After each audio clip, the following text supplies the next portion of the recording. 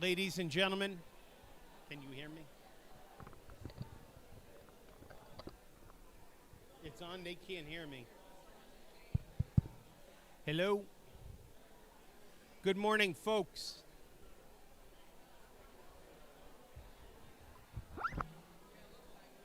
Good morning.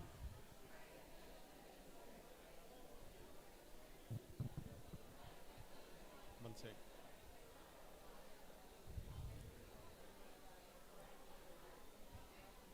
Ladies and gentlemen, if you could take your seats.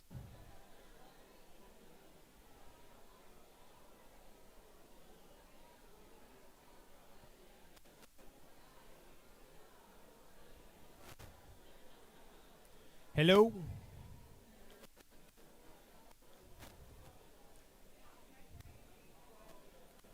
Could I have a moment of silence? No.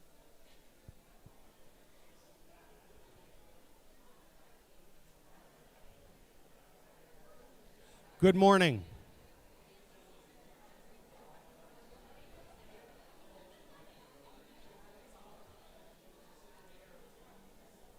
Good morning.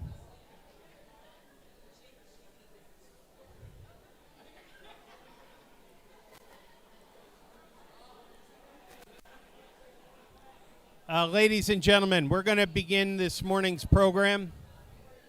Hello. I'm glad you all get along so well with each other and there's so much excitement in the room. We're going to start the morning with a short video and then begin the program. And now you can hear me. Okay. We'll thank the Beaufort County channel for getting us right there. Great to be with you this morning. We're going to start a video in just a second. Just so you know, as we go through today's program, we have this QR code here. We'll take the questions through the QR code. If you just go to mentimeter.com and type in, I think the numbers are, correct me if I'm wrong, Ashley, 8223-6537. Is that what it says? Gillian, you'll help me. Are you seeing those numbers? Okay. Oh, it's on the back there. Somebody correct me. But it is 8223-6537. So.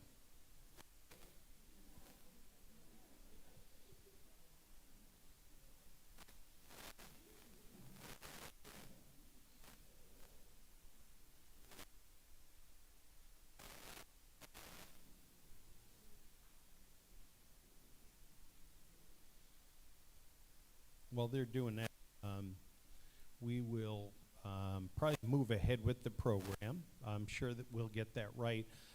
Just to give you a little tractions, what I really hope and what we really hope for in prosperity and practice is to hear from some great leaders from around the state of South Carolina, to hear what works in South Carolina, why South Carolina is the great state it is, the standout it is against all the tides. We were at a housing trust meeting last week where a former Fed economist spoke about how South Carolina is a standout in the nation. Consistently ranked as the #1 state for business attraction, foreign direct investment, and really for all the folks here in the room as well as our staff to learn from the panel that we'll have. But it's really meant to be interactive. And with that, I will call our county chair up, Ellis Howard.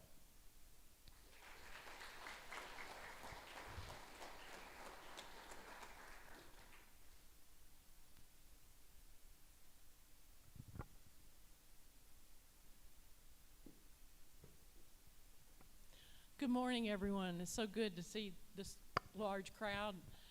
It's a pleasure to welcome you to the inaugural Prosperity in Practice event. On behalf of the Beaufort County Council, I want to thank the Beaufort County Economic Development Corporation for hosting this important gathering. Economic development is about more than just new businesses. It's about creating opportunities for our residents, supporting our workforce, and building a community where everyone can thrive. Events like this help us to come together, share ideas, and connect with leaders across the state and get their good ideas to shape the future of South Carolina. Beaufort County is growing. I don't know how many of you had to come down 170 today, but it is growing, but that's good. And the growth comes both exciting opportunities and important responsibilities. Your participation here today helps ensure that we are aligned, prepared, and ready to continue creating prosperity at home. Thank you for being here, and I hope you have a good morning and you get some insights, strategies, and learn new things that we can all do together. Thank you.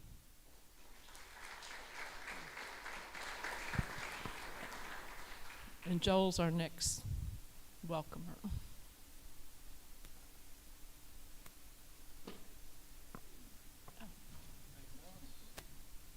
Good morning, everyone. Welcome. On behalf of the BCEDC Board of Directors, I am thrilled to welcome you to our first Prosperity in Practice event. It's an exciting opportunity to bring together business leaders, government officials, and community members who care deeply about the future of Beaufort County. At BCEDC, our mission is to attract, retain, and grow investment while creating meaningful opportunities for our residents. Today, you'll hear from experts who've shaped economic development across South Carolina and learn how their strategies and insights can impact this region and our residents. And we're really proud of the incredible interest in this event. We had 220 seats available. They were all taken. A few people maybe didn't show up yet, but they're on their way, hopefully. But for those of you watching online, we're glad that you're able to join us through the BCTV live stream. And I'd like to recognize and thank our sponsors, our gold level sponsors, Burr and Foreman and Dominion Energy. Our silver level sponsors, the Don Ryan Center for Innovation and Davis and Floyd.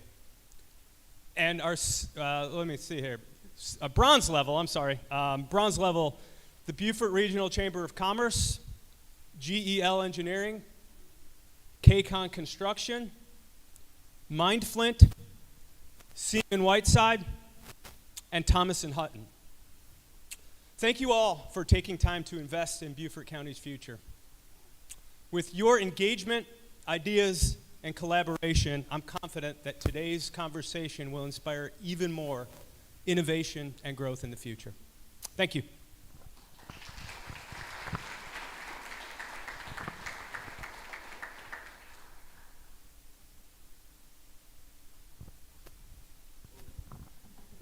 I only did that because both hands were full.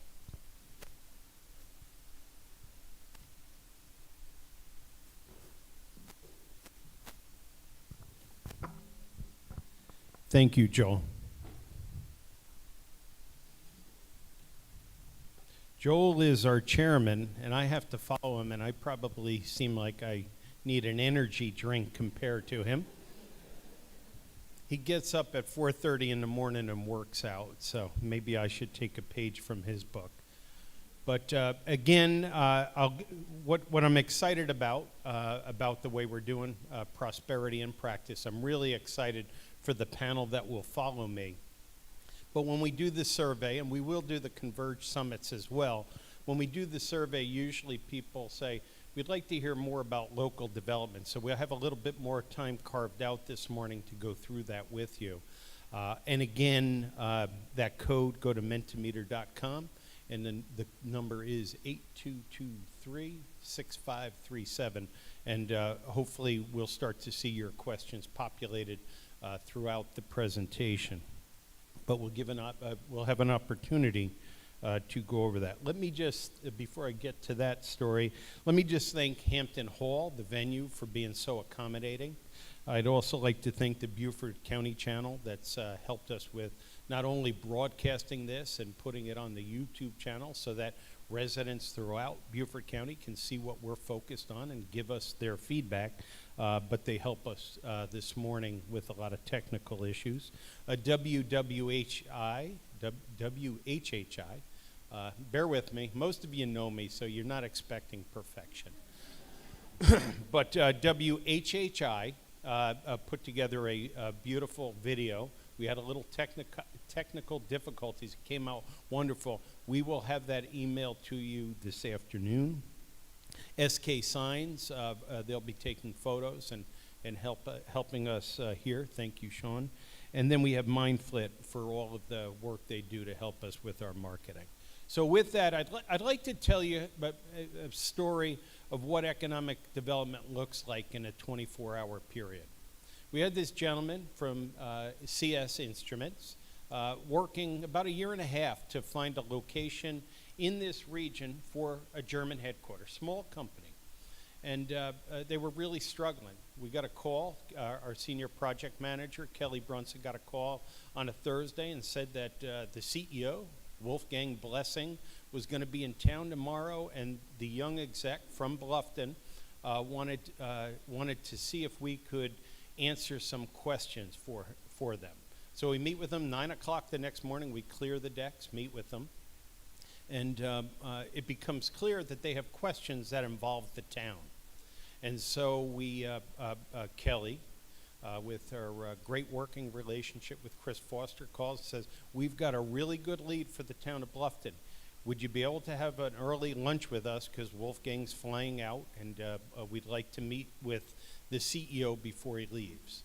And so Chris clears his deck his afternoon and meets with Wolfgang and Martin Zeller to answer all their questions, and the project moves forward. And it's not complex economic development, but it's as simple as putting people together, the resources together with the people with needs, and it's a great story. The Don Ryan Center worked with us on behalf of the town as well, but it's everyone coming together. So as I stand before you, it's not myself and Brian and Kelly making it all happen. Usually it's all of you making it happen. And when it's done well, it's simple, swift, and certain. And even if the answer is no, if the answer was we're not going to be a good fit for that company, our brand grows because we give them good answers on time so that businesses can make good decisions, and our reputation grows. For those of you who have not been to our board meeting, we have a great and very active board. I've mentioned it to you before that we really wrestle with ideas at our board meeting. They're not rubber stamps. We're refining our ideas. Since the last time that we met, how many folks have been to the Converge Summit? Okay, so a fair amount of you. Okay, so since the last time we met, Tab Tabernac is now the county's representative on our board, and Van Willis is now the representative for Port Royal, one of our founding board members. But we're really grateful for that. As I have trouble pronouncing WHHI, you realize I need a good team around me, and I have a great team around me. Kelly Brunson and Brian Warner are excellent. So as residents or people who have an interest in Beaufort County, you should know that we have an excellent team working on economic development day in, day out. And there's a lot of long hours put in to make what happens. In terms of our 3 pillars of marketing, really it comes down, and we usually talk about exhilarating environment, the skilled and ready workforce, challenging everywhere, no less challenging here in Beaufort County, but we have some ways of getting at that with our colleges, our workforce partners, and Brian or Kelly are at the base twice a month trying to put ourselves and your companies, the opportunities in Beaufort County in front of transitioning Marines and Navy people, and then unparalleled support. And that day we were with CS Instruments, whether it was Kelly setting up all the meetings or Chris Foster making himself available. It's as simple as people like to do business with people they like to do business with, and being responsive. And we'll get into it, but we spend a fair amount of time really buying into the state's tagline, from launch to legacy. And I'll give you a little detail on that. Again, Joel, he memorized all the sponsors and he was excited. We're really excited that some of you and the folks here step forward and help us offer these programs, because I'm sure Council Chair Alice Howard agrees that we want to be very transparent in Beaufort County as to what we're doing day in, day out, so that we can refine our targets with your input. Again, you'll hear numbers of projects we worked on shortly. It's all of the different groups that'll come to the fore when we need them, and we're really grateful for all the partners, many of you in this room. In terms of our vision, really to be the collaborator, and really to be a humble collaborator, because I do think that ego is the death knell of collaboration. So we try to stay really humble in our approach, but as Joel said, we're trying to diversify the economy, build tax base so that whether you're a mayor or a county person, that you have the resources to provide the services that our residents expect. And at the bottom line there, and I'll show you shortly, kind of our guiding star is to do no harm to the environment, and perhaps even improve it with the work we do. And usually that causes the groups in Beaufort County we speak to exhale and say, okay, they get it. They're on the same page as us. This is our compass, if you will, and we've been through this before. I saw so many hands go up, but it's always good to just really explain to everybody what our guiding principle is. And in a bike wheel, no spoke is more important than another. But in Beaufort County, we would say that spoke, that is the environment, is critically important. Education, economic development, workforce skills development, transportation, and housing are critically important. And housing's one that I would ask everyone to pay attention to. If you're interested, if you care about people, if you care about our economy, we have to find ways for the workforce to be able to get to work. Many of you may have struggled in here today, maybe came across on 462. If you came in through Hardeeville and in through Georgia, we have a lot of challenges too. So I might also ask this group to pay close attention, and I'm going zany with the clicker here, but pay close attention to the transportation referendums that will be coming up, because if you look at your neighbors trying to get to where they have to go, we have to care a lot more about transportation. Again, diversifying the economy, tax base, and I would say our passion at the Beaufort County Economic Development Corporation, and sometimes we take heat for it, but we're going to stay focused on trying to improve the lives of our neighbors through quality jobs, and we measure that. I'm going to try to get a sip of water.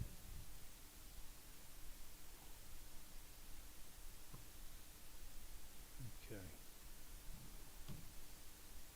As we look at our scorecard, and I do think that economic development shouldn't be just a lot of activities, but you've got to measure it. One of my mentors said, that which gets measured gets done. So at this point, 8 years in, actually middle of October, we'll be doing this for 8 years in Beaufort County. We're at $849 million in investment, over 3,000 jobs. Average comp, this is a good one to look at, because there are people out there who say, oh, this is tough. But at the housing conference we were at last week, median income in Beaufort County, median household income is $81,000. So if we can have 2 people in the house making this, we're well above the median. If you look at that number just since we met in January, that's up $6,000 per job. So we're seeing it go in the right direction. An interesting thing the economist shared is that what we're seeing in the economy right now is a shrinkage of the high-paying jobs and a growing of the low-paying jobs. So the fact that in Beaufort County we're seeing that grow by $6,000 in 9 months is a good indication that our targets are good and getting better. The last piece, well, 2 more pieces I want to circle back to or cover is our incentives that you see here. So you see $31 million in incentives. And I'll call them gadflies. I hope I'm not insulting anyone in the room. But people who want to critique what we're doing think that we're giving $31 million out in order to get $849 million in investment. That's not the case. When we get a project, we go through the Department of Commerce and we get an incentive summary. And that could be job development credits, which is an incentive of payroll withholdings back to companies that come into South Carolina. It could be tax credits. It could be even the State Department of Commerce or Department of Ag contributing to a project. The punchline there is that for that $849 million in investment, the small number there at the bottom, the $1.5 million, is what Beaufort County, through the Economic Development Corporation, paid to incentivize those jobs to locate here. Last piece on our scorecard is 102 projects. And you would think you do 102 projects, you would have torn down Paradise and put up a parking lot. You would have wrecked my neighborhood. You would have created havoc. That's not the case. We've done 102 projects, just like CS Instruments. They're tucked into our community, and most people would be hard-pressed to find these. But I think the real litmus for our success is in 8 years, we haven't, had a neighborhood group that doesn't want something in their neighborhood protest any of our projects, and we haven't had an environmental group oppose any of our projects. So I think that's a credit to our staff kind of keeping in touch with the community and making sure that what we're doing is building community, not tearing it apart. In terms, there's a lot of discussion about what is economic development. When you look at economic development as defined by the International Economic Development Council, it includes business retention and expansion. That's paying attention to the companies you have in your community already. And as most of you know, in business, it can cost 10 times more to get a new customer than it does to keep one you have. Workforce development is critically important. Sometimes people say, well, that's not economic development. No, it is, and I ask you to pay attention to the Arthur Brown Training Center as a project that, as a region, as a community, we should be very supportive of by the Technical College of the Low Country. Real estate development, industrial development, reuse of existing facilities, and we do a lot of that. We're doing a lot with the communities. Entrepreneurship and small business development. Now, we have great partners in that area. We have the Don Ryan Center for Innovation, the Beaufort Digital Corridor. We have Blackwoody. We have E4All. So we don't have to focus on that because we have great partners who are focused in that area. So again, that's how collaboration is done in economic development. Strategic planning, marketing and attraction, and we can answer questions on any of that. Community development, we do have a project that is winding its way through the process, and we'll see what happens with that. And then policy advocacy. So as we go out and meet with companies, business retention and expansion, we're surfacing one of the questions Brian, who meets with 90 companies a year, asks right off the bat is, what is your pain point? And we are able to, we actually keep data on this. We have a CRM to keep track of all the feedback. But these are the issues that we're seeing right now. Business costs, and I'll touch on it. Tariff, it's called tariff ambiguity that is slowing down some business decisions. Workforce is always challenging. Taxes, insurance rates, and I won't read through the whole list, but as you can see, even the tourism being down is affecting business and industry as well, as Brian's out there. I do see questions showing up, so I hope none of them are difficult, but we will get to them.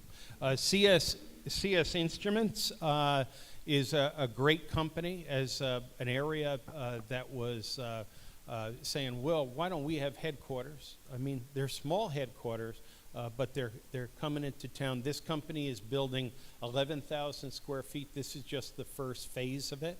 And that their balance of their building, I believe their realtors in the back, but they have another 6,000 square feet available. But $3 million in investment and 13 jobs. The jobs are well above the average wage that we showed on our scorecard. So that's why the number is creeping up. Spartina 449, the handbag company. This is a project that Brian surfaced on his business retention and expansion meetings, but a $6.1 million investment, retaining 50 jobs and 15 new jobs. And again, working with the Don Ryan Center and the town of Bluffton, we were able to be very responsive. There's critique like, why would you help this company? Because it's an iconic brand and it's a great reflection on our community. Healthcare, a significant amount of healthcare, and you can see it as you drove in here today. This is the Beaufort Memorial investment, 103 million, 75 jobs, 90,000 square feet.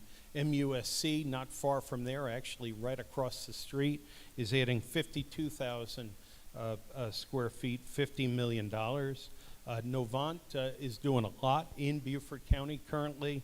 $320 million right there on Buckwalter, 1,000 jobs, 194,000 square feet. And there are more Novant investments coming as well as Beaufort Memorial throughout the county. This project, we spoke about CS Instruments being a quick turnaround project. This project we have been working on for 8 years. There have been heirs issues in terms of assembling the property. There have been issues, and there'll be continued issues of getting the project through the Army Corps of Engineers. But we have our lawyers working on a letter of intent with the county administration to get that moving forward, and we should have a draft of the letter of intent, I would think, in the next 24 hours, and we'll send that to county for review. But I see Hank and Mike looking at each other. They've been very helpful in this process. Yeah. Okay. Moving along, Buckwalter, this is a great project for the town of Bluffton and for Beaufort County. Tim Dolnick, who's done projects here in Beaufort County before, is doing another great project. This one in particular, just over 50,000 square feet. The town of Bluffton, in its wisdom, is creating an incubator space. One of the companies, an outgrowth of Blackwitty, is going to set up a child care facility, which is a great fit with economic development. And then on the upper deck, through the support of Southern Carolina Alliance and the Beaufort County Economic Development Corp., along with working with Paul Avrantides, with the Don Ryan Center, there'll be a space for more business incubation and a landing pad for companies coming to our county. Moving along with Port Royal, we continue to work with them. We're happy to have Van Willis rejoin our board, but we'll work with them on a commercial mix in their downtown.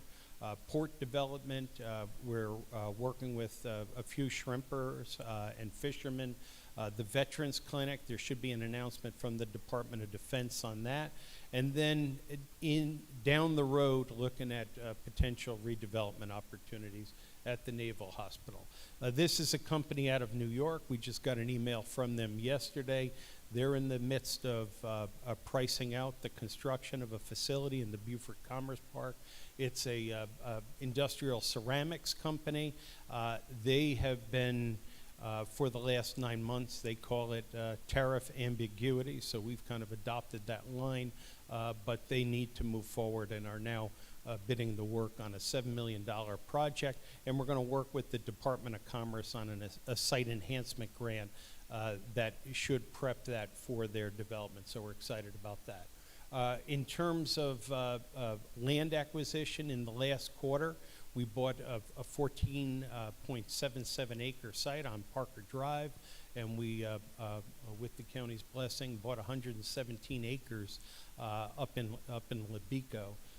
And we're working on that. I'll show you something on that shortly. But we have a company that needs to consolidate its operations from an incumbent Beaufort County company that needs to consolidate its operations from Brazil, Canada, and Italy in order to meet some of the made in U.S.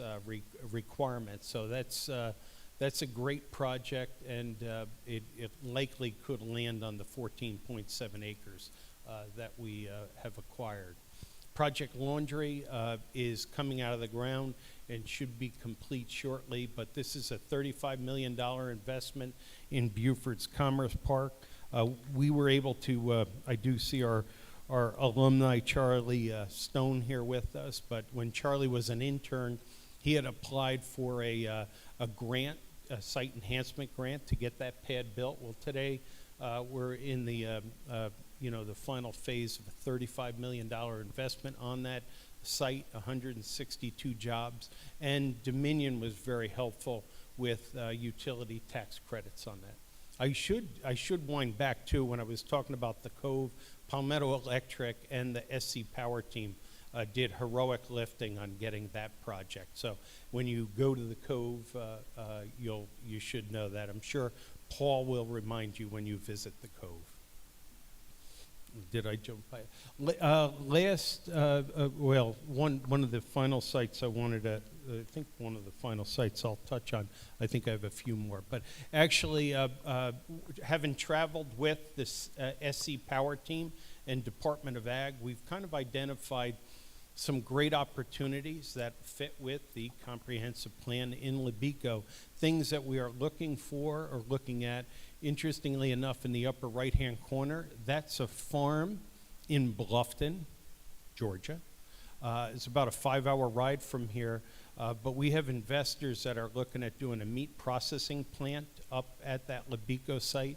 And through our travels with the SC Power team and the Department of Ag have identified, let me see if I can say this, I'm going to cheat, recirculating aquaculture systems, which is indoor fisheries, which should make the Marine Corps happy so that the birds aren't flying over an open pit with fish in it.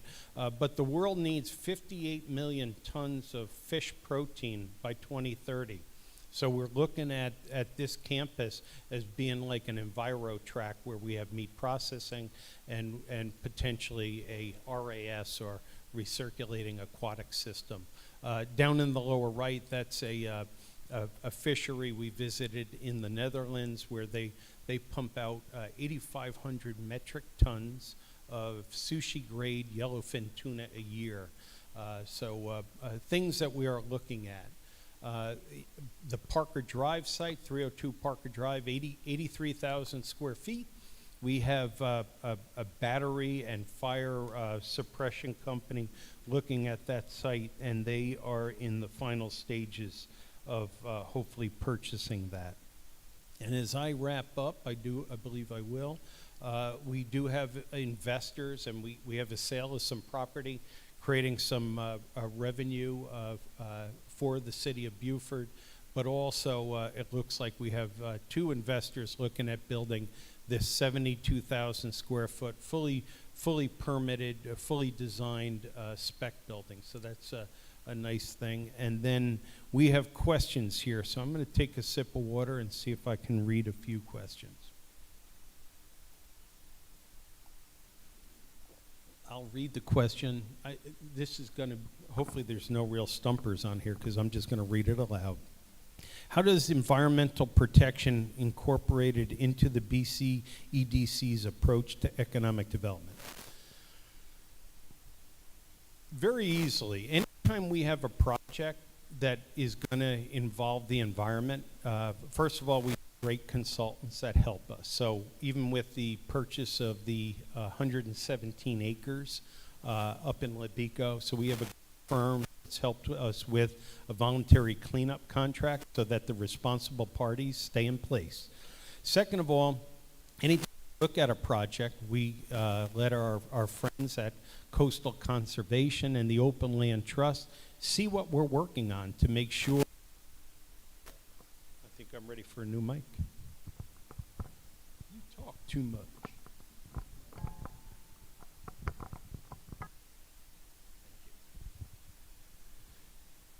So anytime we get a project in, we have our Open Land Trust and coastal conservation look at what we're looking at. And one other level of due diligence on this front is we had the Marine Corps look at what we're looking at and let us know if they have concerns. So, for instance, we're looking at a borrow pit in the Beaufort County Commerce Park. The Marine Corps will tell us you can use the borrow pit, but you've got to fill it back in. We don't want an area that attracts birds near the F-35. So we have a lot of natural partners that we can lean on. At the Department of DHEC, Environmental Services, they're great ombudsmen in place to help economic development projects, so we rely on that. Okay, number of employees from the smallest to the largest new entrants into Beaufort County. So I would say on the high end, we are at like 165, and at the low end, through some of our partners, it may be 1 employee. Our approach is we don't, we at the Department of Commerce, and Gillian, you can correct me if I'm wrong, they focus on projects 10 or more. But through our partners at the Don Ryan Center or Beaufort Digital Corridor or Blackwoody or E for All or whatever group we're working with, we take the position that it only takes a drop to start filling a bucket. And a lot of great companies started with 1 employee. So we're happy to work with innovators, and that we don't shy away from small companies. We actually tell Commerce that if they have a company that seems too small for them to work with, send them our way. So that's how we filled in 3,223 jobs. One little job at a time. If you take that number and divide it by 102 projects, you can guess how small some of them are. Are you working with the Beaufort County School District and state charter schools to align their courses to match local job opportunities? We have Frank Rodriguez on our board, and we work very closely with Karen Gilbert, as well as the other levels of education to make sure that we're on track. So the answer to that is yes. When we have a prospect visit, and we've been told this by site selection consultants, that they don't only want to meet the 4-year college, the 2-year college, but they want to meet the K through 12 system because they need to know they have a pipeline of talent.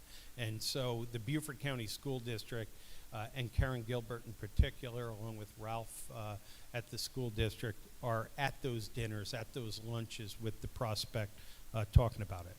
What are the barriers you gave in attracting more diverse and higher paying employers? The largest barrier is talent. I mean, you can't ask somebody to come to an area. It's like, I don't know, you have a John Deere tractor and you say, hey, move it here.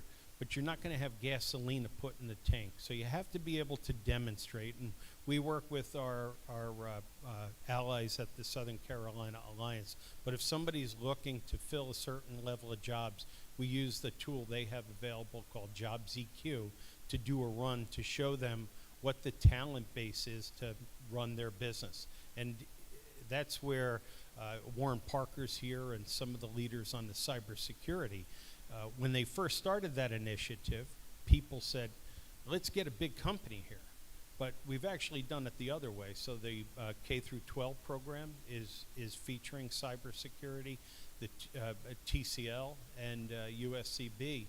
And now we have graduates coming out of the program. So now we have the gas to put in that John Deere tractor or that cyber business. So the key is, the barrier is proving you have the talent to fill the jobs.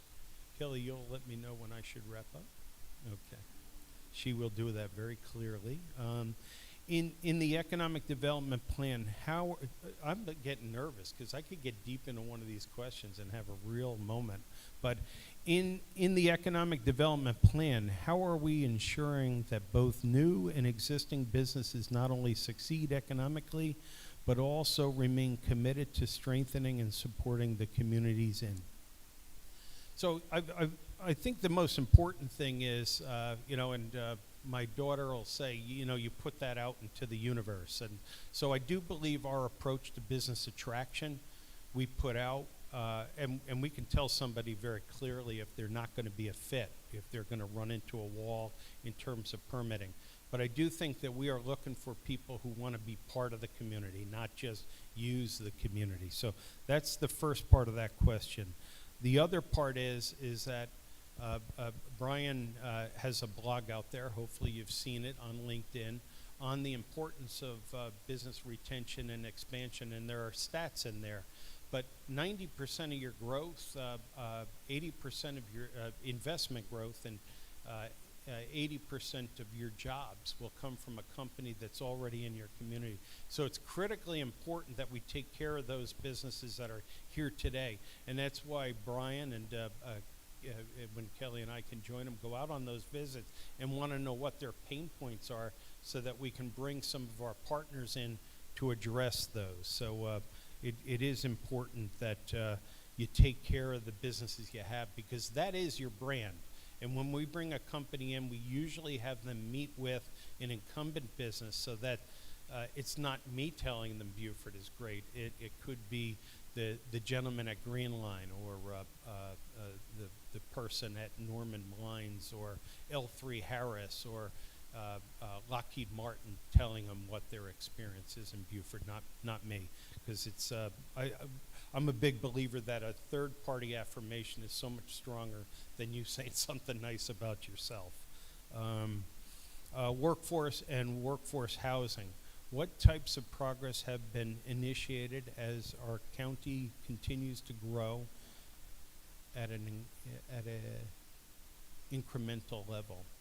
A lot of effort is being exerted on workforce housing.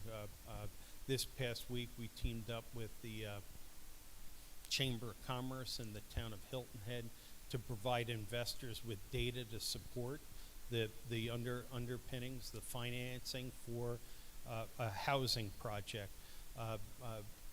If you are concerned about housing, and I hope you are, more needs to be done there. We just were on the phone with a realtor the other day, hearing about 160 units here and 160 units there. So the different towns are making progress. More needs to be done, and I would encourage you to go to the Beaufort Jasper Housing Trust website. Anytime you get a chance to hear Claude there or Jennifer speak, do so. Keep going. Thank you. Okay. I hope I don't. Okay. This is towards the end. Oh, this could be interesting. You said one more, Kelly. Can you share with us about your staff, Kelly Brunson and Brian Warner? What areas do they focus on at BCEDC? And how has their collaboration fostered success at BCEDC? That is a great question, and I'm glad whoever asked it. Now, as a leader, you kind of look at yourself and say, I'm good at this, I'm good at that. But the longer you live, you realize, I'm not good at that. I'm not that good at that. And you really want to have a team that complements those things. And so I tell people in smaller crowds, I'll tell you, that while I'm the executive director, Kelly Brunson's executive skills are superior to mine in terms of dotting I's and crossing T's. So we really have been blessed since inception of having great talent join us. So you said I could ask one more question, answer one more question. And now, and Kelly had done 7 years with the Hilton Head Bluffton Chamber of Commerce. Then we have Brian Warner, who comes from a background of being a rocker, being a manufacturer rep, he's got a sordid but a good past. But Brian did 2 years, or worked 2 years with the Southern Carolina Alliance. And in terms of loving your job, and I suggest you read his blog, he loves what he does. He cares passionately about the companies he gets to meet with. And he comes back and, not to pick on Tim, but he works hard on following through on all these things that come out of those meetings. So I hope I answered that question. It gave me a great chance to brag about my staff. I'll do one more thing, because I have the mic. I I woke up at 5 this morning to get here. When I looked at my phone, I had through bill.com, I had an invoice that was submitted at 2 hours prior at 3 in the morning by Kelly Brunson. And after this event, she will be headed with our partners at the Department of Commerce, the SC Power team, and the Department of Ag to a food show in Germany. So she'll be flying out this afternoon and hopefully getting leads not only for Beaufort County, but the 7 counties. She'll be going on behalf of Southern Carolina Alliance. But they work really hard for you, and I'm glad I got to answer that question. Thank you.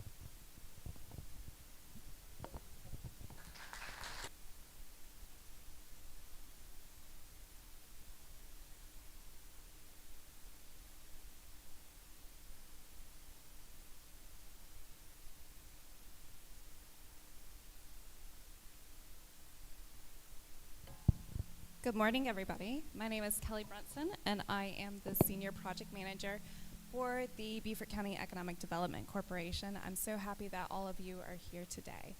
I get to have the pleasure of introducing our MC for our panel today, and she needs little introduction because she's very familiar with this crowd. You know her as Hannah Horn, but she's recently newlywed and is now Hannah Hall.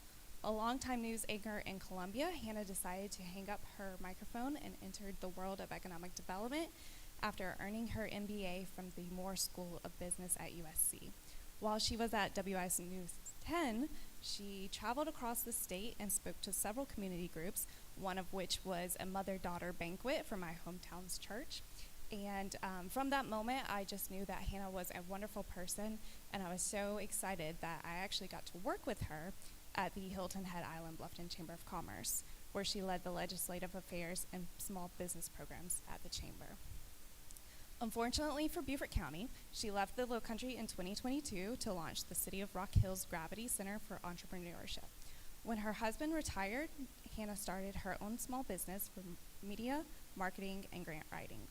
She devotes her time and talents entirely to impact projects, one of which is the local nonprofit Real Champions, which is based in Jasper County and is dedicated to mentoring South Carolina's most vulnerable students. In her spare time, Hannah tries desperately to lower her golf handicap, and she played 27 holes on Sunday and took some time out of her day to have a quick call with us to decide whether or not we were having this event because there was a hurricane, guys. She also tries not to burn dinner as well. She and her husband, Peter, live in Charlotte, and they have a second home in Sea Pines. So please help me welcome Miss Hannah Hall.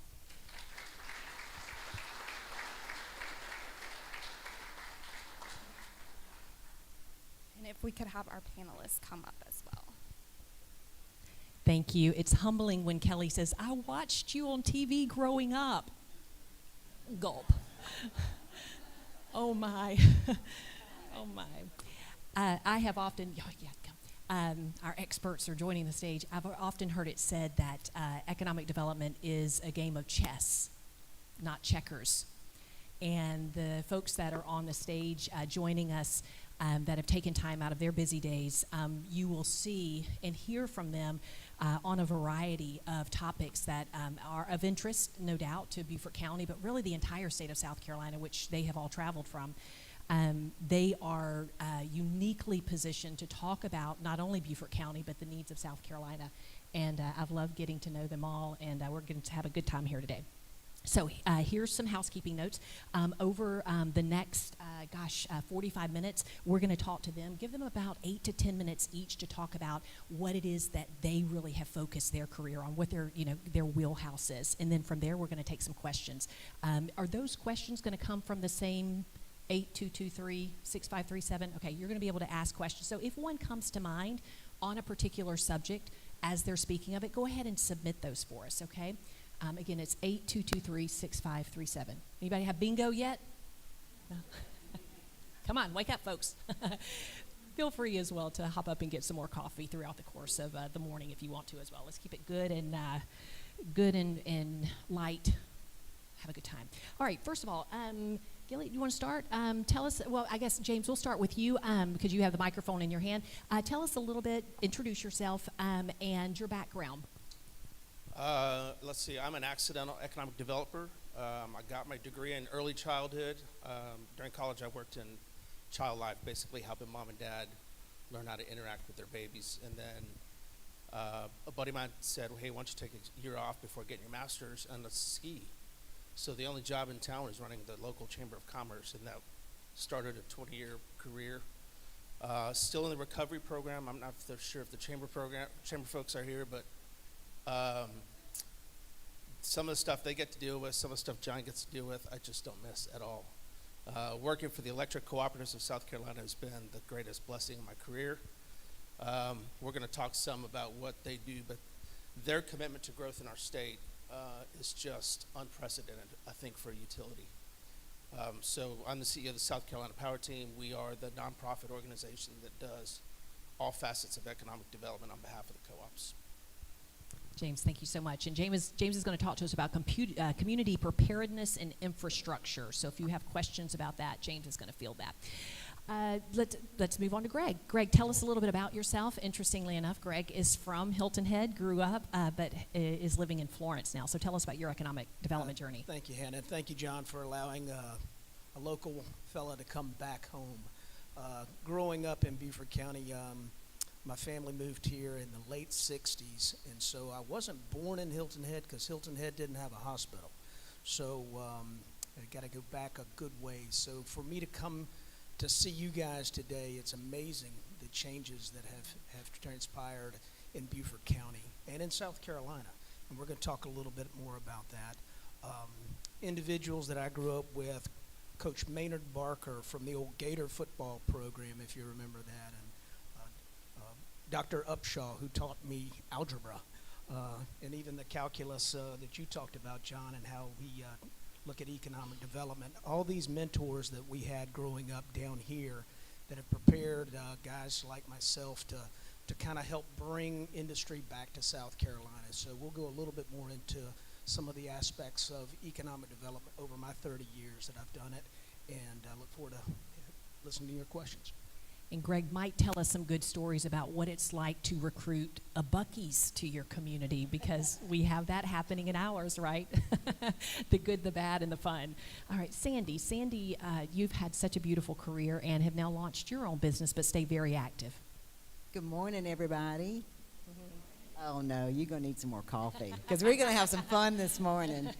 I am Sandy Steele. I have been blessed to have a wonderful career. I've worked in workforce development, helping found the Low Country Workforce Investment Area with Melissa Zalian, who was my chairman, and then kind of transitioned into full-time economic development, serving at the county level for both Hampton and Jasper, and also at the regional level for Southern Carolina, where I ran the project management team. I was blessed to retire a couple of years ago so that I could spend more time with my grandchildren. Anybody feel me with that? Yeah, where are my people? Yeah. That's right. Whole new level of love. Mm-hmm. But I am currently a consultant doing economic and community development work for different communities throughout the state. I have been blessed to be a member of and serve on the board of the South Carolina Economic Developers Association for 8 years. I'm their past president. And also lead the legislative advocacy efforts for the last couple of years to be able to help bring resources to the state, and we'll talk about that a little bit. I am honored to be on the stage with these gentlemen who are my friends and colleagues, and just really happy to be with you in Beaufort County this morning. Thank you, Sandy. And we also have Gillian. Gillian, tell us a little bit about yourself and what's happening in Lake City. Sure. Good morning, everyone. My name is Gillian Freiston. I am the Rural Development Program Manager for the South Carolina Department of Commerce. Like many of them, I stumbled into that economic development too as well, accidentally. I've done a lot of things. Started off in retail management, have a military background, veteran. Then after that, went into academia, was a college professor for a while, got tired of doing that. I became the chief municipal judge for my hometown of Lake City. And then stumbled into economic development and finally figured out what I wanted to be when I grew up. And so I love this job. I love this industry. It's very rewarding in what we do. Lake City, being a small town, kind of gave me that passion for small towns. So working with our rural communities is very rewarding, and seeing a lot of these places are very just a lot of despair, a lot of poverty. There's a lack of hope in a lot of these places, and what we're able to do is provide some of that hope and try to reach that prosperity that you all are practicing. So. Well, Gillian, can we just start with you and your segment? So Gillian is going to talk to us about community and rural development. And again, you can ask your questions of him. This is encompassing workforce, housing, child care, and just really community building in our most rural parts. And Gillian, you're from a rural area. What, as you work around South Carolina, what perhaps does Beaufort County have in common with those areas, and what are they doing right that we could learn from? Sure. You know, to be honest with you, Beaufort County is incomparable to the rural communities that I'm working with the exception of maybe Horry County, and I'll talk about those similarities in a second. But there are 24 rural communities or rural counties which get classified by the South Carolina Department of Revenue. So in every December, the department will publish this report based on your per capita incomes and unemployment, and then they list those 46 counties into 4 tiers. The higher your tier, the lower your per capita. So, for example, the per capita income for Beaufort County is $80,300. There are a handful of my counties that their per capita is your per capita is 2 times their per capita. These counties are struggling significantly. The Department of Employment and Workforce released their employment situation for August a few weeks ago, and the top 25 counties with the highest unemployment, 23 of my 24 counties are in that top 25. Hampton County being one that has one of the lowest, though. And so Horry County is one of those tier 3 or 4 rural counties that I get a chance to work with, and they are the fastest growing county in South Carolina. And so, like you all, they are seeing the pressures of this exponential growth. 30% growth in the last 10, 13 years. So you all are going to experience some of that, of how you keep up with the infrastructure to support this particular growth. And when I talk about infrastructure, I'm talking about everything from roads, bridges, to healthcare, to education. It's a challenge that your county leadership, of course, will have to be very strategic about how they plan for that. I'm a football fanatic and fan, and I'm a Steelers fan.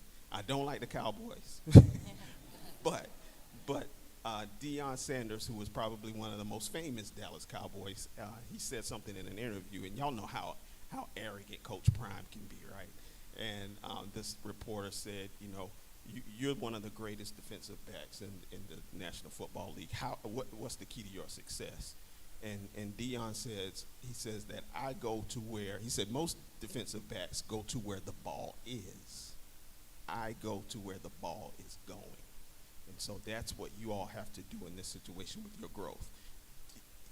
The growth is already happening, and so you can't focus on where the ball is. You have to focus now on where the ball is going. And so I think that would be a good tip and a great tip for the growth that you're seeing now. So we've all driven through some of these communities in South Carolina where the downtown areas are blighted. You can just sense generational poverty. Along those lines, watching where the ball is going, how do you attract a company or a business or grow existing businesses when you have those challenges of education and childcare, and there isn't a sense of community or cohesiveness? All they see is perhaps what isn't there. So where do you start to build that success? Great question. It's a tough nut to crack, and I often say that if you fail to plan, your plan is to fail. And so really that starts with planning. And so one of the things that we've started with an initiative we started last year is a strategic planning initiative where the Coordinating Council of Economic Development I was brand new to the agency, and they gave me $4 million without checking my credit to do this to do this project. And it has really been great. We started, we procured 3 consultants, and they're from all over, and we pay 100% of those consultant fees to do a strategic plan in the county seats for these tier 3 and 4 counties. Now, a lot of people get strategic plans done. Most people, they get a strategic plan and then they put it on the shelf and it collects dust until it's time to do another one, right? And so to avoid that from happening with this initiative, I was allowed to also give implementation funding to start a catalyst project. And so that has been the carrot on the end of the stick to get them to actually move those projects, to move those plans into projects. And so it starts with planning. Can you give us an example of one of those catalyst projects? Sure. Let's see. So we're here talking about economic development. I think one of the best examples, Bamberg. So we're working with, hey, Holly. So we're working with Bamberg, and there are, I think they have 5 old, used to be military barracks, and we're going to transform those military barracks into a landing pad for foreign domestic investment. So each one of those facilities In Bamberg. in the city of Bamberg, You heard it here downtown first. Bamberg, yes. So yes.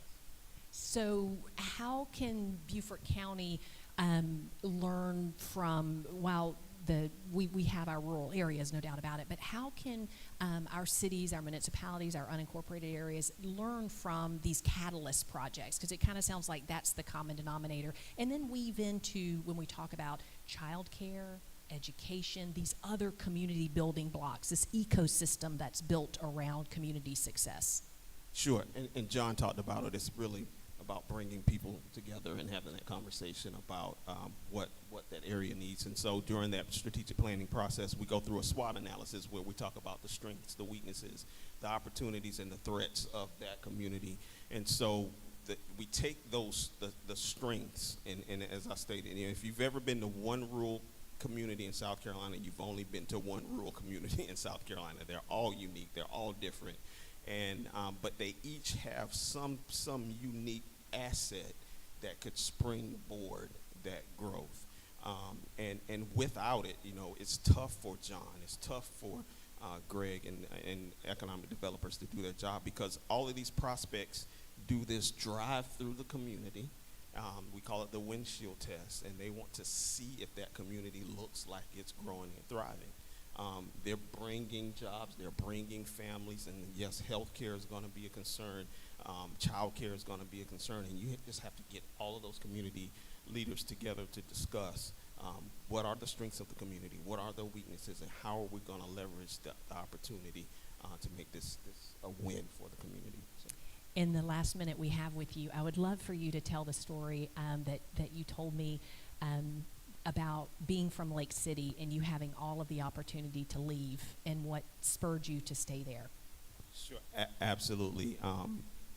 All of my friends were leaving, and they were living everywhere from Charlotte to Greenville to Dallas, Texas, New York, D.C., everywhere. And I felt like I was the only one there, and I actually felt like I was stuck in Lake City. And I'm an avid runner, and so I was, when I'm stressed, I love to run. And so one day I was running through Lake City and all through this community, and I ran through this one vacant, by this one vacant property, and there was this tree in the middle of this vacant property. And I was like, how in the world did that tree, this type of tree, get in this vacant property? And I realized that someone had planted it there. And so it was at that moment that I realized that I wasn't stuck in Lake City, that I had been planted. And all of my friends left to live in a better place, but I wanted to make Lake City a better place to live. So that's never left, still there.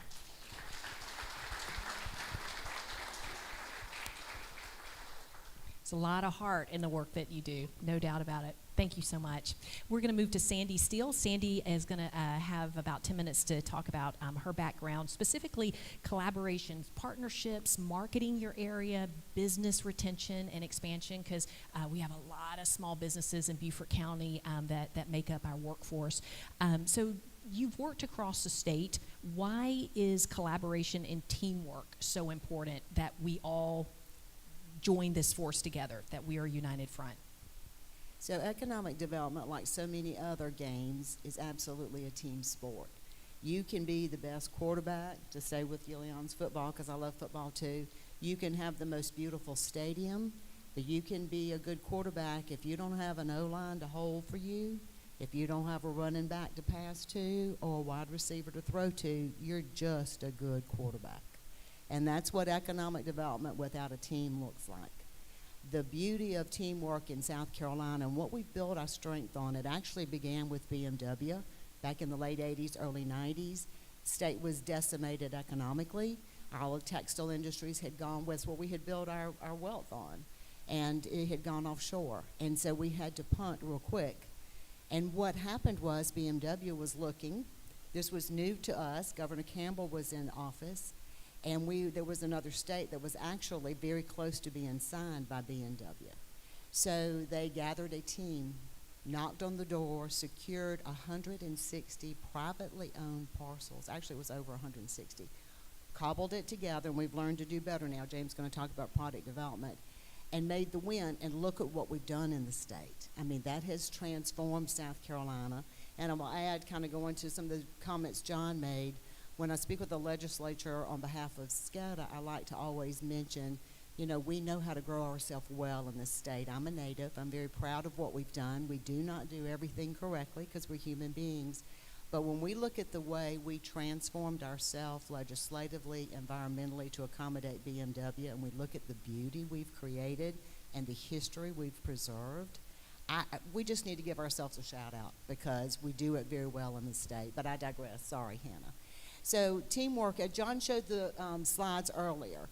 So you've got the staff members, you've got 3 bodies, full-time, who do a great job. And then remember that slide that John showed? You couldn't even see the number of partners across the state. Because with the collaboration and teamwork, what happens is you've just built a team of people who play for you for free. And on top of that, most of those players bring money to the game. Because with economic development, when projects come in, and Greg will talk on this, you don't have a lot of time to prepare. But collaboration and partnership is so important. Being out in the state, you can't sell Beaufort County from Beaufort County. Because you need to be able to know those team members, know the strengths and weaknesses, how you complement each other. You can't do that with an email or a text. Sorry, young people, it just doesn't happen. So that's why the collaboration, that's what SCADA was built on. I mentioned it before, the South Carolina Economic Developers Association. It's over 65 years old. The 3 main missions of SCADA are professional development, legislative advocacy, and networking. Because by spending time with people, you learn your teammates, the strengths, the weaknesses. And when a project calls and says, I'll be there in 24 hours, it's not some strange person whose name I've heard that's calling asking me to drop everything on my schedule and come help me win this. It's my friend. So it's an intangible benefit, but it's one that without it, you can't win. You're just a really good quarterback with nobody to throw or pass to. Business retention and expansion. Will you talk to us about how competitive it is in today's economic development landscape to not only recruit a project, but to keep one, because they are constantly, their phones are ringing to offer them to go somewhere else? Is that how it works? Well, to a certain extent, yes. It's really interesting in our business that a new industry coming in, new companies being located, those are the headlines. Those are sexy, right? It's new, it's exciting. But so often, retention and expansion is not seen as quite as glamorous. Oh, yeah, another 10 jobs. But here's what, in my opinion, it really shows about your community. A company is coming in, and they are going to invest their money. If they are thriving in your community, that means that you have presented a business climate that they can work in. You've got a business and retention program that is serving as a concierge, basically, to help them solve their problem. They're happy with the workforce. There is a business climate where they can operate. They are fine to be permitted, but they don't want it to take an unreasonable amount of time.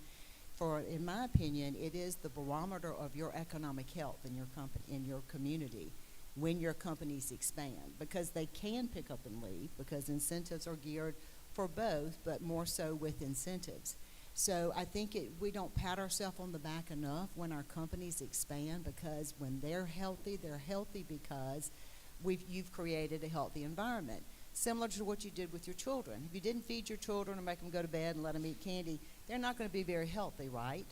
But if you've created this environment where they are well loved and nurtured and fed, and you listen to their needs and adapt, that's when you have healthy, thriving children. And so it's a key hallmark of economic development that I wish we appreciated more. I guess we should have, instead of ribbon cuttings when they start, we should have that 5-year celebration, that 10-year celebration right inside our communities to thank them and to recognize that. Marketing. Every town, municipality in South Carolina, every county has beautiful videos and handouts, collateral marketing materials to say, hey, come to my community. What do we have in Beaufort County that we're doing right in our marketing, and what do you think we can improve on? Well, Beaufort County is blessed with natural marketing, right? First of all, you have a name, Hilton Head Island, that is known globally. You have global events that come here, so you have name recognition and quality of life that is second to none. So you've got this amazing foundation to stand upon.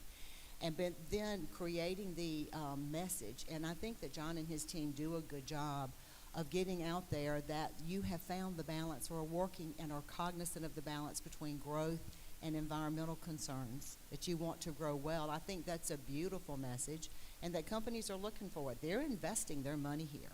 They're not coming here to mess anything up. They want to grow well with you. So I think that is a wonderful message to put on. Also, again, with the expansion of existing industry, that's a great message. That's a barometer to other companies that say, if CS can land here and do well and expand, then maybe I can too. They must be nurturing them. This must be a community that wants to partner with me in my investment and help me grow as I help the community grow, because that's really what everybody's looking for. But I think Beaufort does a good job with their marketing, especially with social media, and telling the story of existing industries. I think social media, Kelly, I hope you'll agree, has helped us get that message out more, because it's always interesting, the companies that are in your community that you don't know about and the interesting products they make. I mean, there's a company in Bamberg that makes nozzles that go on the space shuttle. You know, there are just so many stories that are good to tell. So I think just really hammering that on there too. And also just, that Beaufort is open for business, because so many times there are communities around the state that have not found a good balance between environmental concerns and growth. And you are working toward that, cognizant of it. You've done a good job, so I'd be singing that very loudly.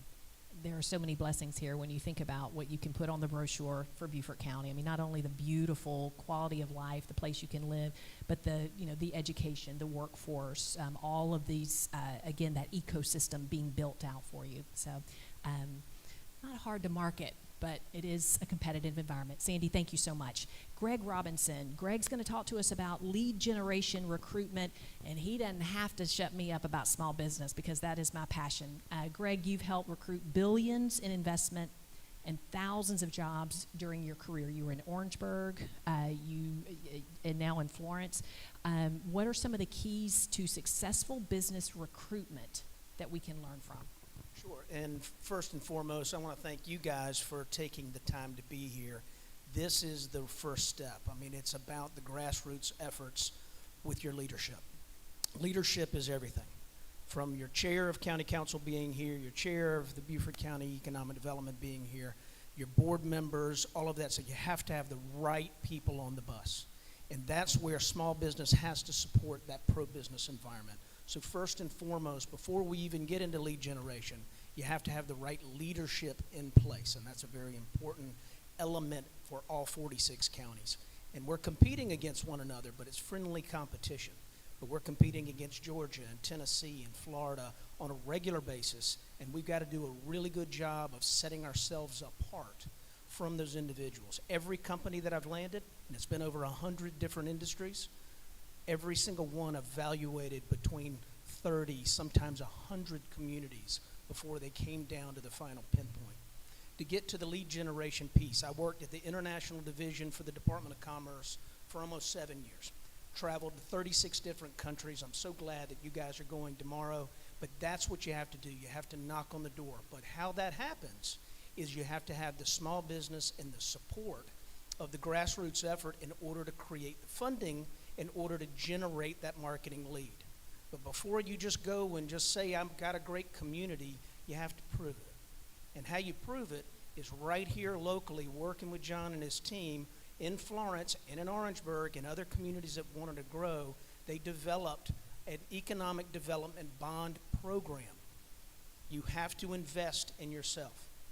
Land acquisition is number one.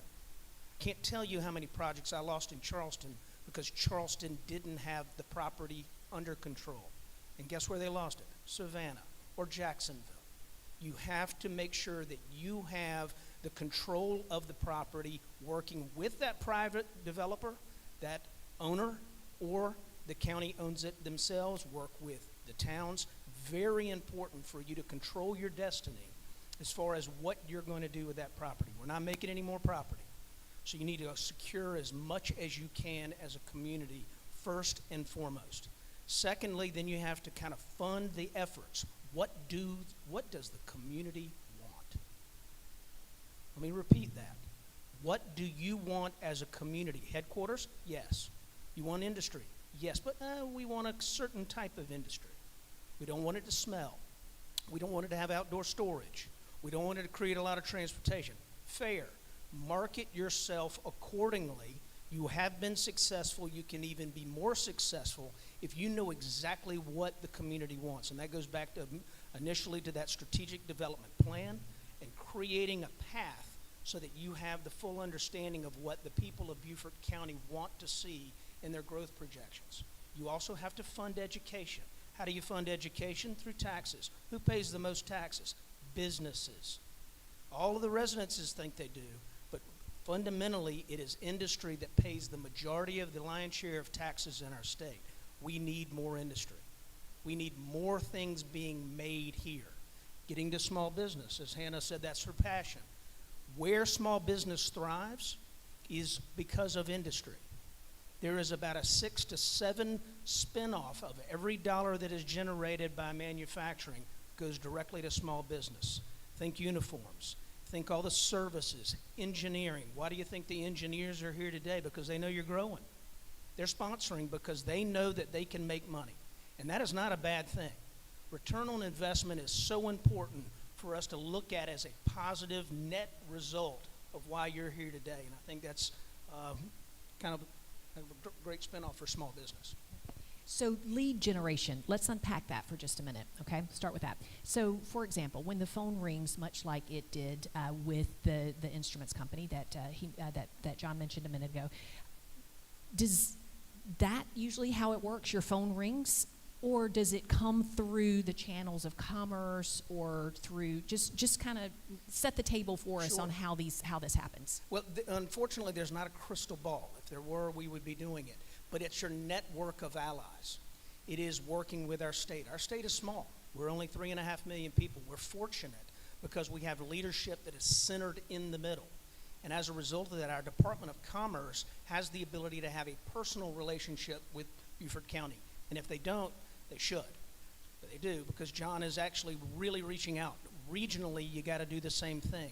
Sometimes when these companies are looking, they don't even know Hilton Head, surprisingly. They barely understand our state, and so they're going to kind of look at Charleston or Columbia, but it not be a fit for them. We're going to see where they want to go once they have made the call. When we're over in Europe talking to industries, they just want to see the Southeast. Why? We're growing. Look at what's happening in the Georgia, lower portions of Georgia with Hyundai. You look at what's happening with Boeing in Charleston. You look at what's happening with BMW in Greenville. Those major OEMs are going to have significant supplier base. That supplier base has to be close, but not too close. So can Beaufort County serve Boeing? Absolutely they can. Can Beaufort County serve Hyundai suppliers all day long? You have to be prepared to catch that supplier network that is coming in the next decade. And that's what you have to do as far as helping with small business to prove that, number one, you have the services, and you also have the support for the leadership to make sure that they have the economic development footprint and the blueprint that the companies know they're going to make more money here than any other location that they're evaluating. So then it comes back to what you were saying before about you have to set the table. The dirt has to work, right? So they come and they visit, they learn more about your community, right? And so then that partnership that Sandy with your teamwork, all your team players kind of come together, and you're looking at advancing towards the ball. So putting together with you and the other speakers that have just spoken, how do you see Beaufort County ranking in terms of our lead generation and making sure that our dirt works, or that we have the stage set for recruiting business and industry to our area?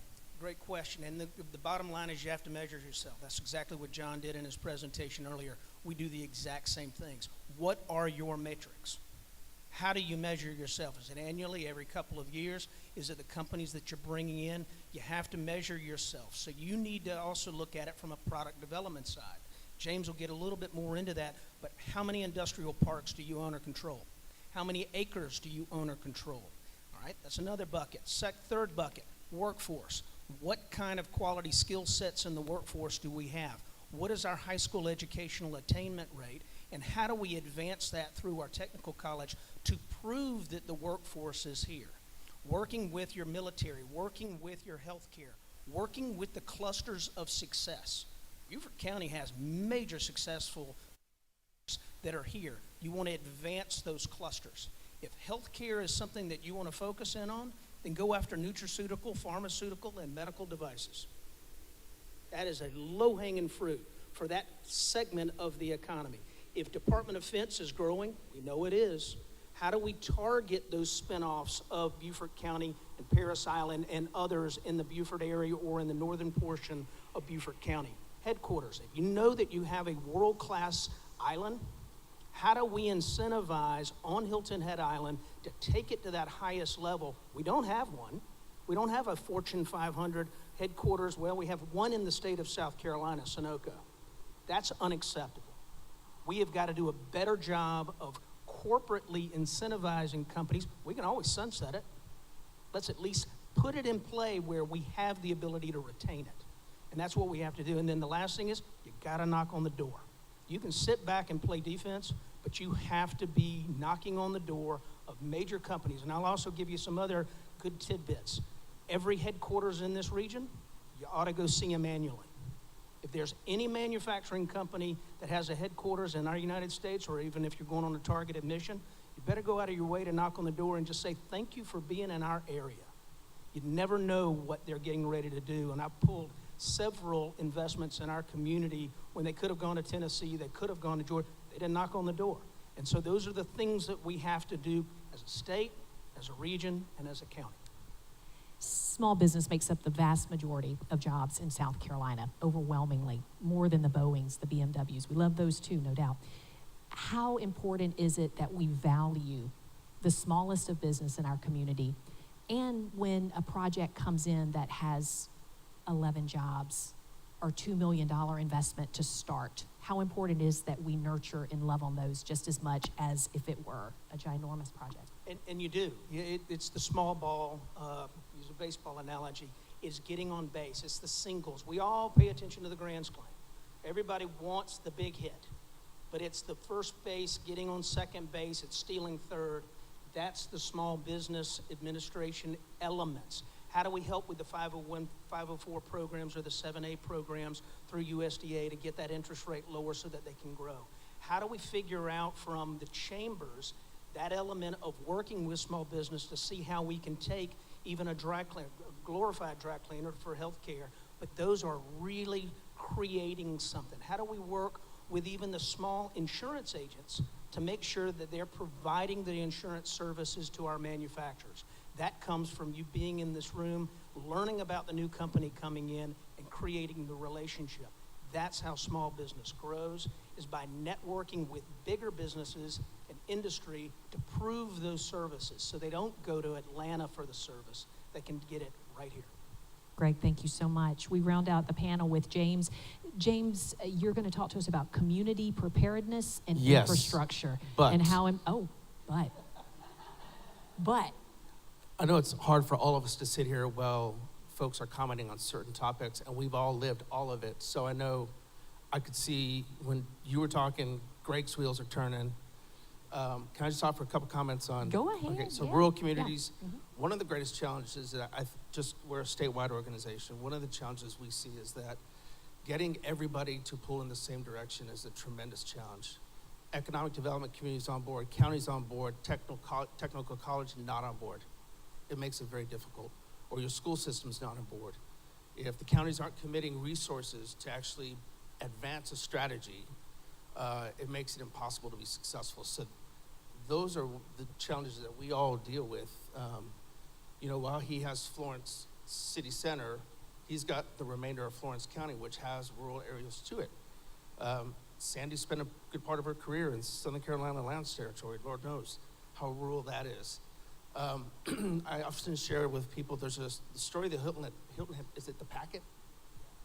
They did on these families that commute from Allendale County every day to Hilton Head for service industry jobs. They're on a bus at 5 in the morning, they get home at 8 o'clock at night. What an incredible, dedicated workforce if we could find opportunity for them in Allendale County. Not to take anything away from Hilton Head, they'll find more people.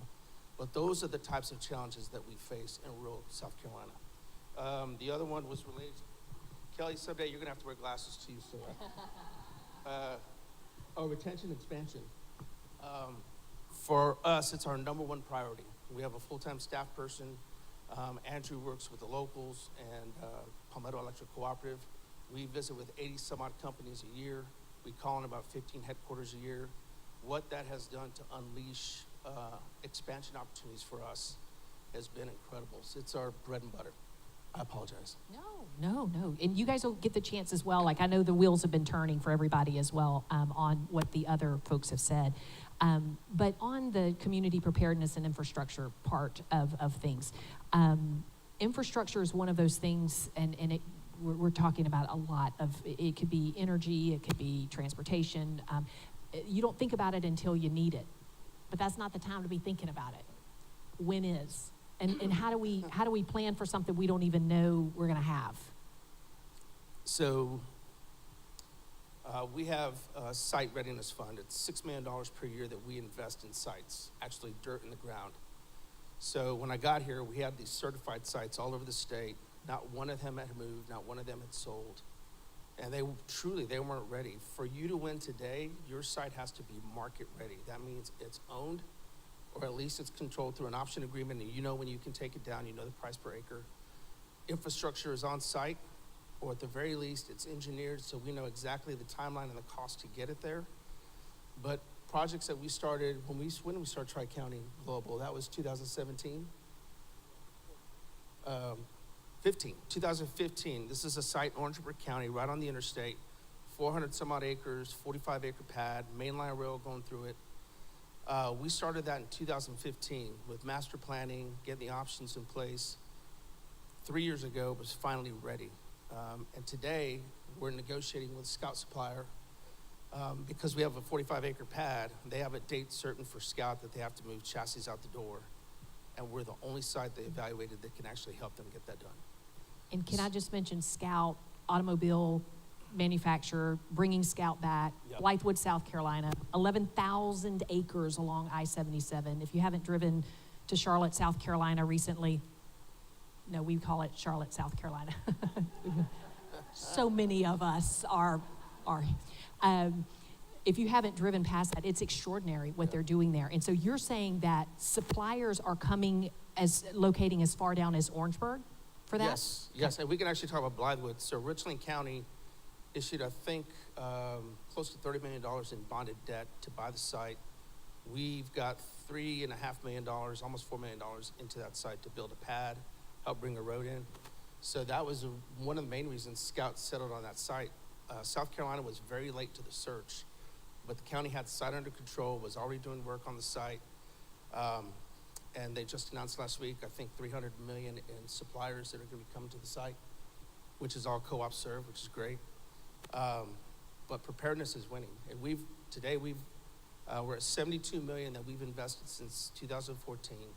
That's attracted another 300 million in additional dollars from counties, Department of Commerce, anything on that side of the table. Our co-ops are getting in the development business where counties are not.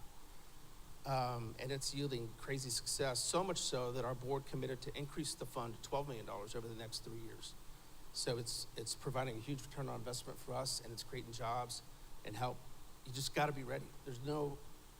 If you don't have it under control today, you're 7-8 years from being ready to market.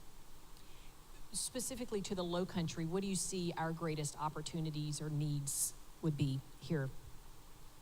I don't know where your infrastructure resides, and it's probably one of two things: figuring out where infrastructure is already in place to support growth, and potentially identifying sites or development partners to work with you, or identifying the site where X marks the spot. There's enough, from a transportation standpoint, we can get there. From electric power, typically right now is the number one conversation everybody's having to have because of capacity issues.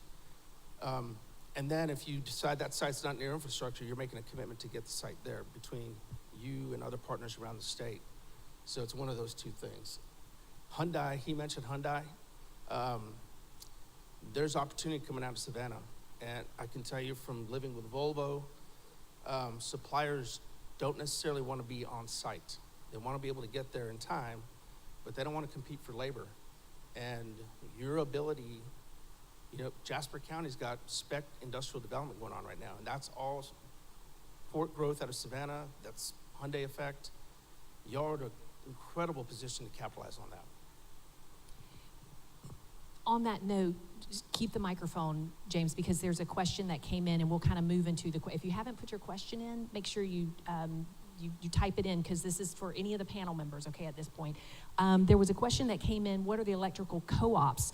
And by the way, if you ask a question specifically about Beaufort County's Economic Development Corporation, these guys, they're not in that, okay? So try to more bigger picture, topical for these experts, okay? So just that's the distinction of the questions I'm gonna kind of cull through. What are the electrical co-ops doing to make South Carolina a location where power is available, and this is huge for AI and data centers? Because I don't think people realize how much energy that takes. Oh, okay. All right, let's get into it. How do we compete? We're still competing. I want to tell you, we are not closed for business, number one. So just for frame of reference, when I got here in 2013, the electric cooperative system was 4,000 megawatts, okay? During a 9-year period, we grew another 1,000 megawatts. That's 2014, our leadership adopted a very aggressive strategy for growth. Resources we've never had. I mentioned Site Readiness Fund. So we grow another 1,000 megawatts.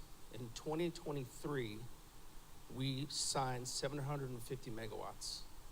In 2024, we signed 1,000 megawatts. Now, that's large industrial. A lot of that is data centers. We have a 900 megawatt data center going into York, which is QTS. We have 2 additional Google campuses. We already serve Google. So we have 2 additional campuses. That's 400 megawatts. Meta and Aiken, which apparently is Facebook. I'm not on Facebook, so I didn't know that. That's another 400 megawatts. But they have been incredible partners. The last thing they want to do is come here and rob you of your ability to turn on your lights at home. So before they ever talk to anybody, local level, state level, and typically they don't take state incentives, by the way, but their first conversation they're having is with the power companies, whether it's Dominion, Duke, us, Santee Cooper, to make sure that a site that they've identified actually can serve them in the time frame that they need. Now, they'll tell us they need 400 megawatts, but we're working with them on a load ramp, so we know from day one of operation what they need to have, and then growing over time to 400. So from an energy standpoint, on the Duke system, we're Duke's largest wholesale customer. We still have plenty of capacity. They're continuing to build.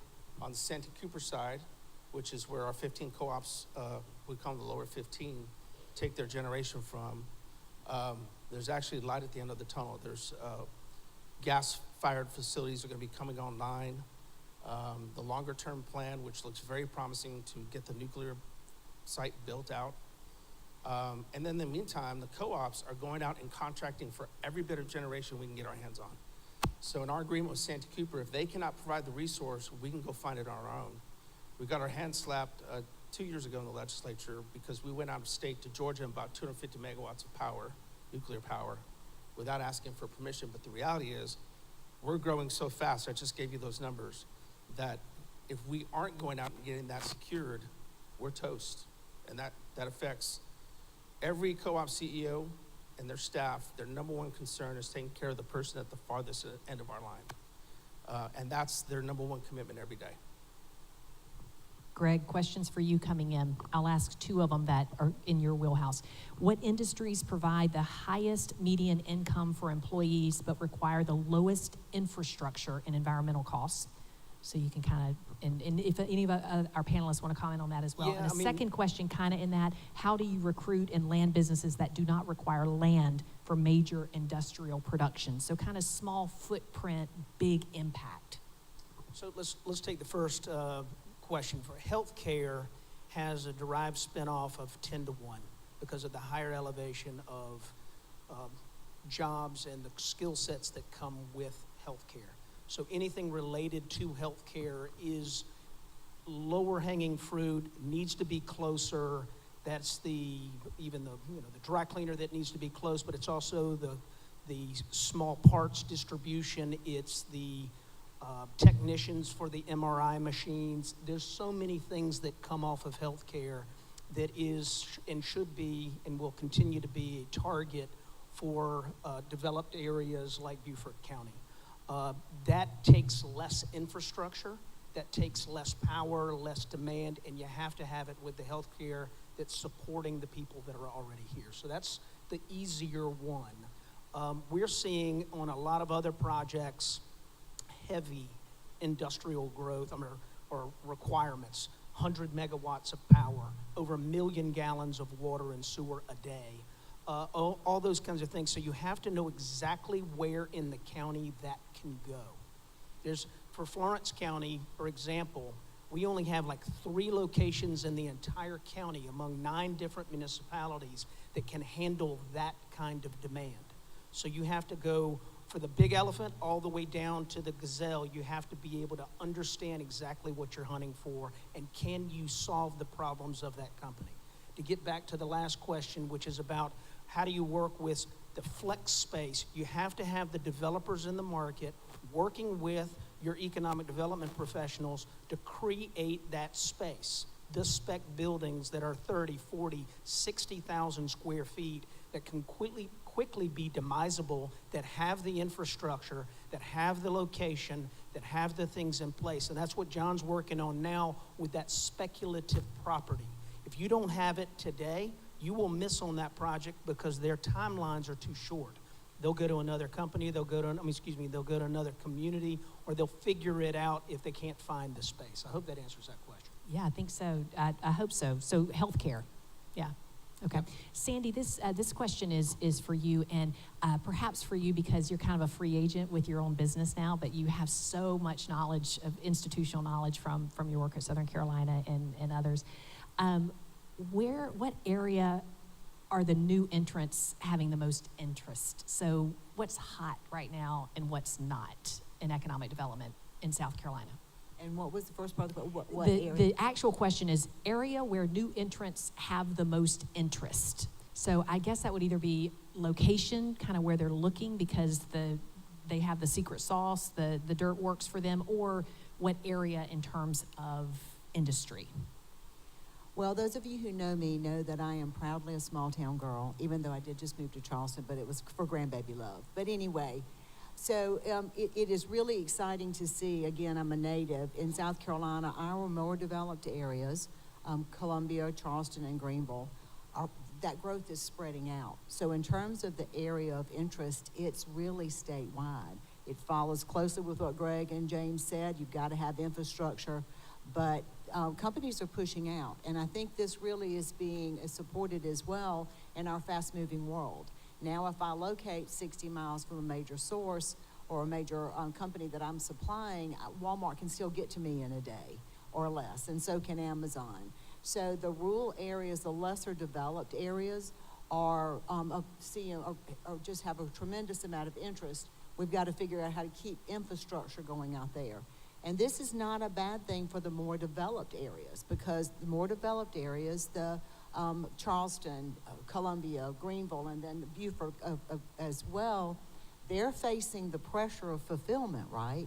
You've been so successful in developing yourself, and you've got traffic issues and infrastructure, and can my schools keep up? And that's kind of the game that you're looking at. So your neighbors can actually help take some of that pressure off while you're gearing up. So we're seeing a lot of collaborative. I just spoke with ULI a couple of months ago to a group.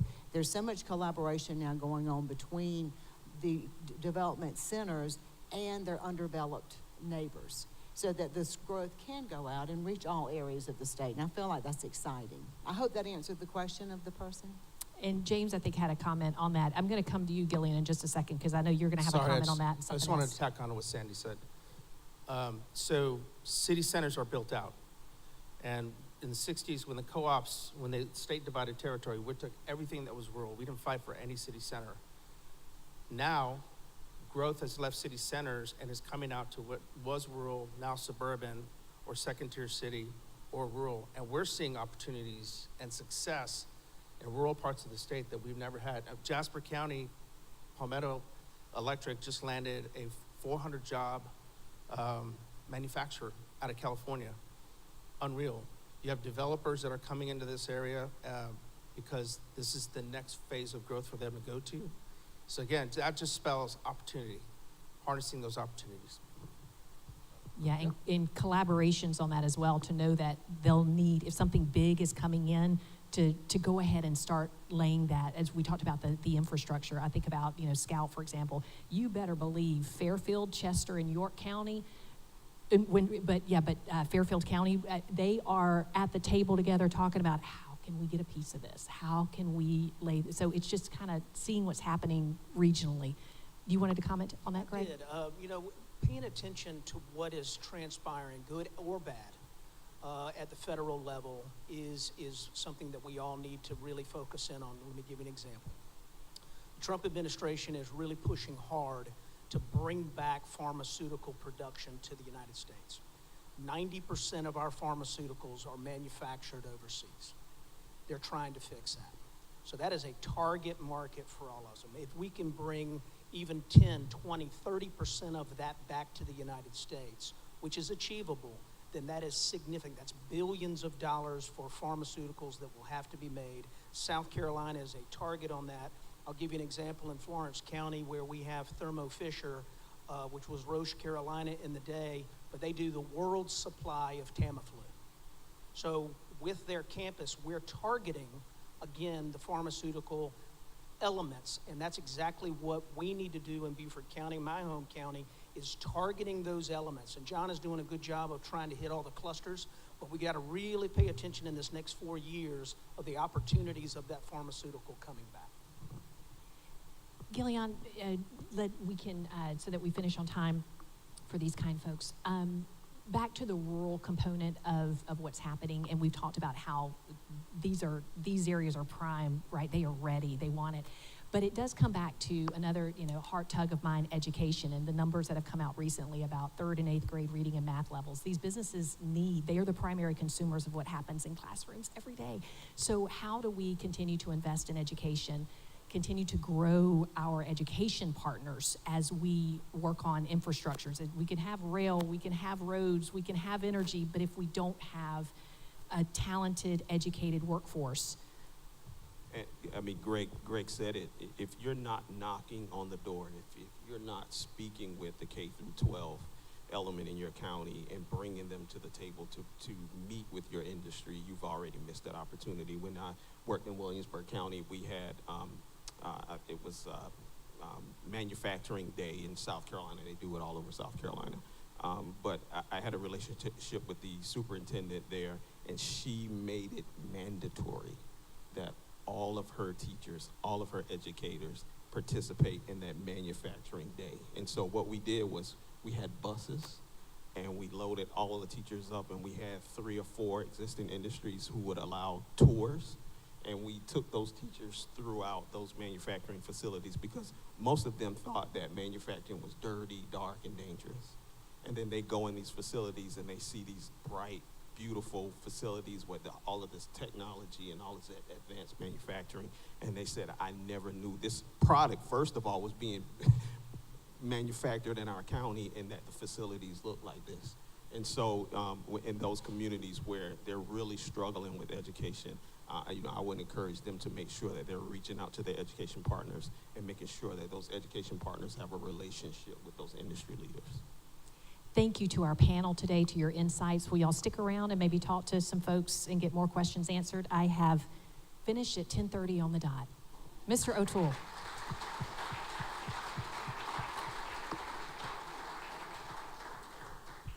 And Kelly, you better come back from Germany. Don't you even think about it.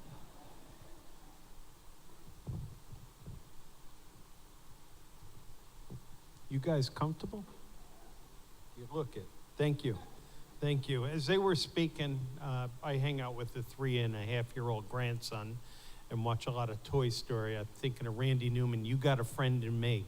It kind of celebrates when you got good friends, and it's nice to have smart friends. So give our panel a round of applause.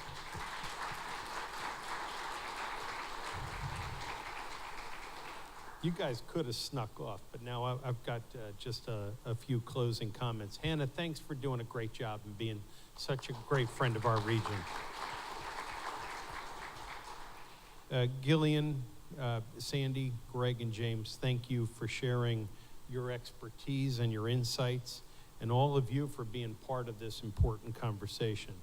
Today, we've seen how economic development touches every aspect of our lives: jobs, housing, infrastructure, and really the vitality, the fabric of our community. I do have some prepared remarks, but that reminds me, I do want to thank Megan Morris and her ambassadors for being such a great extension from the Beaufort Regional Chamber of Commerce. Thank you, Megan.